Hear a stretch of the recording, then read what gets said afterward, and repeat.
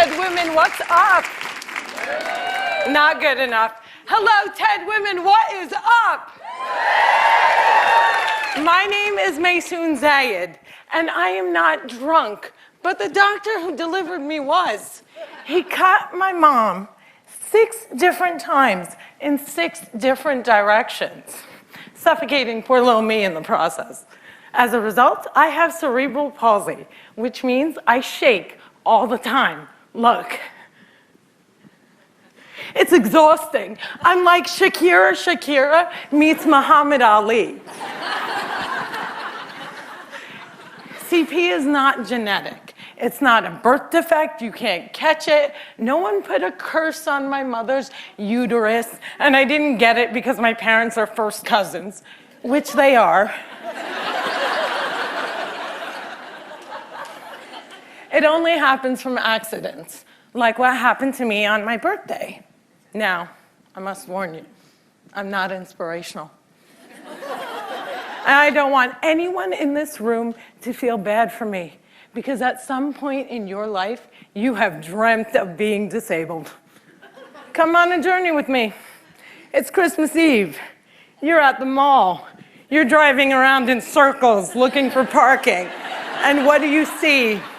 16 empty handicap spaces. And you're like, God, can't I just be a little disabled?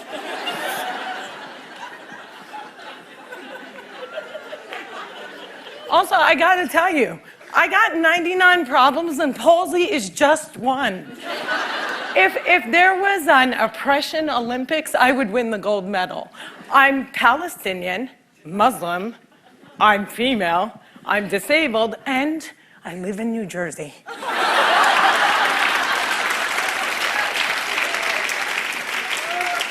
If you don't feel better about yourself, maybe you should. Cliffside Park, New Jersey is my hometown. I have always loved the fact that my hood and my affliction share the same initials. I also love the fact that if I wanted to walk from my house to New York City, I could. A lot of people with CP don't walk, but my parents didn't believe in can't. My father's mantra was, you can do it. Yes, you can. So, if my 3 older sisters were mopping, I was mopping. If my 3 older sisters went to public school, my parents would sue the school system and guarantee that I went too. And if we didn't all get A's, we all got my mother's slipper.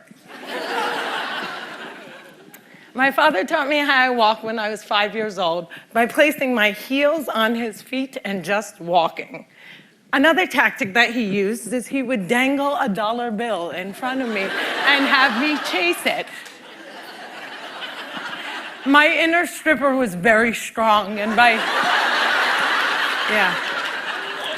the first day of kindergarten, I was walking like a champ who had been punched one too many times.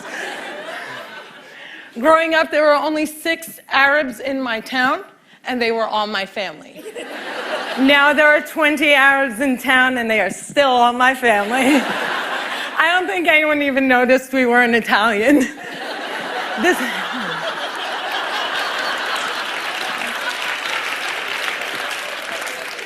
This was before 9/11 and before politicians thought it was appropriate to use "I hate Muslims" as a campaign slogan. The people that I grew up with had no problem with my faith. They did, however, seem very concerned that I would starve to death during Ramadan. I would explain to them that I have enough fat to live off of for 3 whole months, so fasting from sunrise to sunset is a piece of cake. I have tap danced on Broadway. Yeah, on Broadway. It's crazy. My parents couldn't afford physical therapy, so they sent me to dancing school. I learned how to dance in heels, which means I can walk in heels. And I'm from Jersey, and we are really concerned with being chic. So if my friends wore heels, so did I. And when my friends went and spent their summer vacations on the Jersey Shore, I did not. I spent my summers in a war zone because my parents were afraid that if we didn't go back to Palestine every single summer, we'd grow up to be Madonna.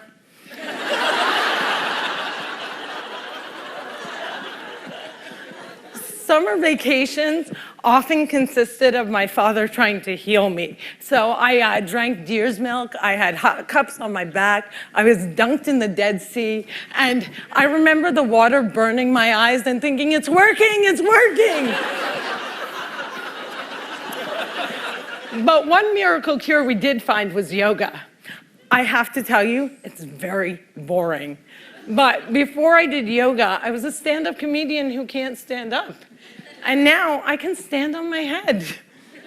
My parents reinforced this notion that I could do anything, that no dream was impossible.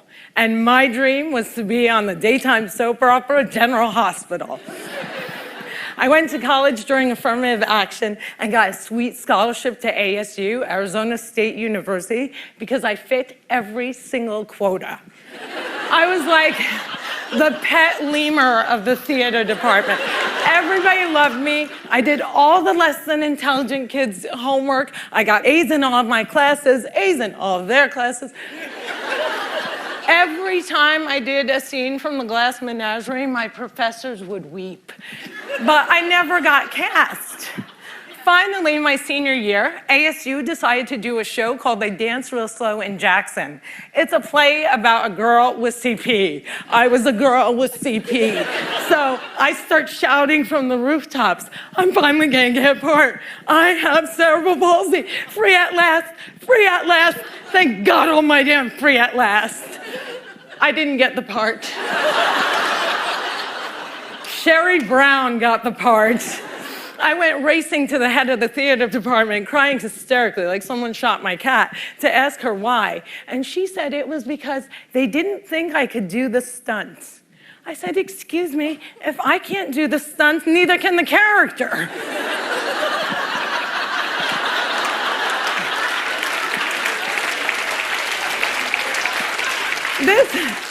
This was a part that I was literally born to play, and they gave it to a non-palsy actress. College was imitating life. Hollywood has a sordid history of casting able-bodied actors to play disabled on screen. Upon graduating, I moved back home, and my first acting gig was as an extra on a daytime soap opera. My dream was coming true. And I knew that I would be promoted from diner to wacky best friend in no time. But instead, I remained a glorified piece of furniture that you could only recognize from the back of my head. And it became clear to me that casting directors didn't hire fluffy ethnic disabled actors. They only hired perfect people. But there were exceptions to the rule.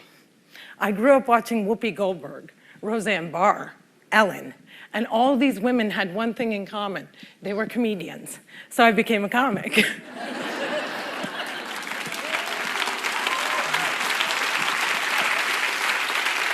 My first gig was driving famous comics from New York City to shows in New Jersey. And I'll never forget the face of the first comic I ever drove when he realized that he was speeding down the New Jersey Turnpike with a chick with CP driving him. I performed in clubs all over America, and I've also performed in Arabic in the Middle East, uncensored and uncovered. Some people say I'm the first stand-up comic in the Arab world. I never like to claim first, but I do know that they never heard that nasty little rumor that women aren't funny and they find us hysterical. In 2003, my brother from another mother and father, Dean Obidallah, and I started the New York Arab American Comedy Festival, now in its 10th year. Our goal was to change the negative image of Arab Americans in media while also reminding casting directors that South Asian and Arab are not synonymous.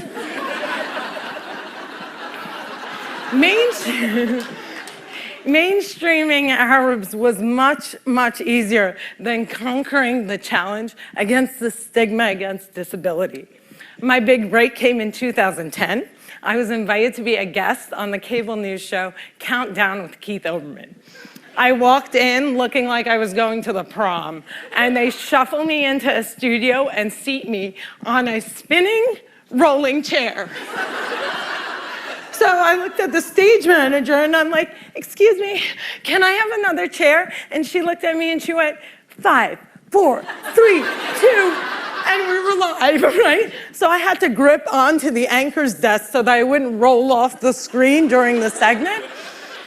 And when the interview was over, I was livid. I had finally gotten my chance and I blew it. And I knew I would never get invited back.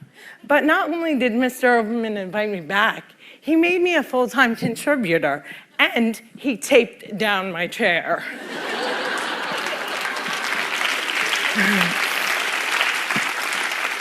One fun fact I learned while on the air with Keith Olbermann was that humans on the internet are scumbags.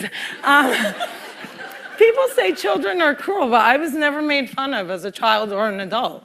Suddenly, my disability on the World Wide Web is fair game. I would look at clips online and see comments like, yo, why is she tweaking? Yo, is she retarded? And my favorite, poor Gumby-mouthed terrorist, what does she suffer from? We should really pray for her. One commenter even suggested that I add my disability to my credits. Screenwriter, comedian, palsy. Disability is as visual as race. If a wheelchair user can't play Beyonce, then Beyonce can't play a wheelchair user. The disabled are the largest... Yeah, clap for them, man. Come on.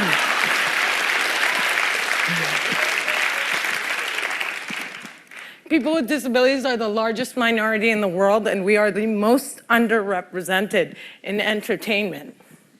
The doctor said that I wouldn't walk, but I am here in front of you. However, if I grew up with social media, I don't think I would be. I hope that together we can create more positive images of disability in the media and in everyday life. Perhaps if there were more positive images, it would foster less hate on the internet. Or maybe not. Maybe it still takes a village to teach our children well. My crooked journey has taken me to some very spectacular places.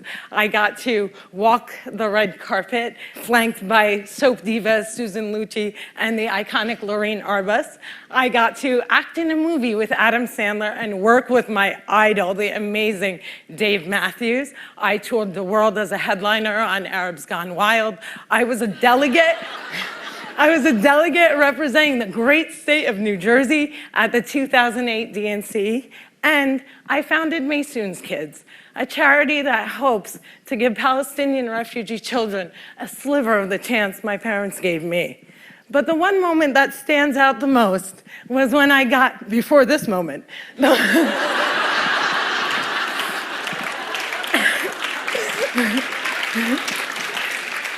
but the one moment that stands out the most was when I got to perform for the man who flies like a butterfly and stings like a bee, has Parkinson's and shakes just like me, Muhammad Ali.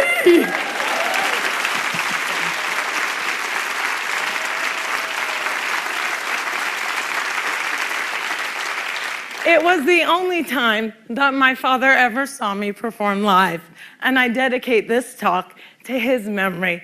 Allah yarhamak yaba. My name is Maysoon Zayid, and if I can, you can.